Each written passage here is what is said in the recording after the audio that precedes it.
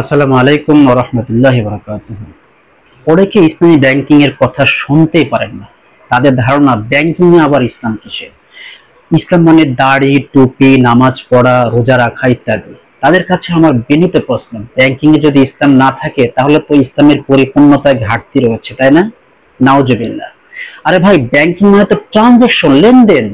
আমরা person to person যেমন লেনদেন করি, ব্যাংকিং তো তেমনই। তাহলে লেনদেন ইসলামে থাকবে না, এটা কি ভাবা যায়? আমরা ব্যক্তিগতভাবে একটি পণ্য কিনে এনে লাভ সহ বিক্রি করি, এই লাভকে কিন্তু আমরা দাদন ব্যবসায়ীদের মতো সুদ বলে না।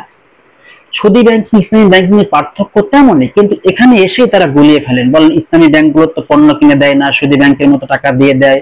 তাহলে সুদী ব্যাংকিং আর ইসলামী ব্যাংকিং এর পার্থক্য কোথায়? একই তো হলো।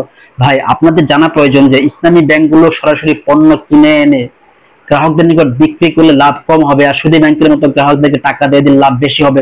ব্যাপারটি তেমন নয়, লাভ একই। বরং ইসলামী ব্যাংকগুলো ইসলামী ব্যাংকিং শতভাগ বাস্তবায়ন করতে পারলে আপনাদের চাইতে ওই ব্যাংকাররাই বেশি খুশি হবেন। কারণ কি জানেন? হালাল রোজগারের আশায় তারা এই ব্যাংকে চাকরি নিয়েছেন। কিন্তু আমাদের দেশের বাস্তব প্রেক্ষাপট সম্পূর্ণ ভিন্ন। শত শত বছরের পুরনো সুদী ব্যাংকিং ব্যবস্থা ধারণা আমাদের দেশের জনগণের মগজ ধোলাই করে সম্পূর্ণ নিয়ন্ত্রণে নিয়ে রেখেছে। ফলে অধিকাংশ মানুষ ব্যাংকিং ট্রানজাকশনের সুদের বিষয়টিকে আমলেই নেন না, মনে করেন সবই এক।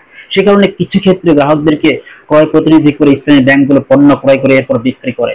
একজন মুসলিম হিসেবে প্রতিনিধিত্বের দায়িত্ব পালন না করে যদি ব্যাংকের টাকা দিয়ে অন্য কাজে লাগান আর মানুষের কাছে বলে বেড়ান সব ব্যাংকই এক, তাহলে বিষয়টি কেমন হলো?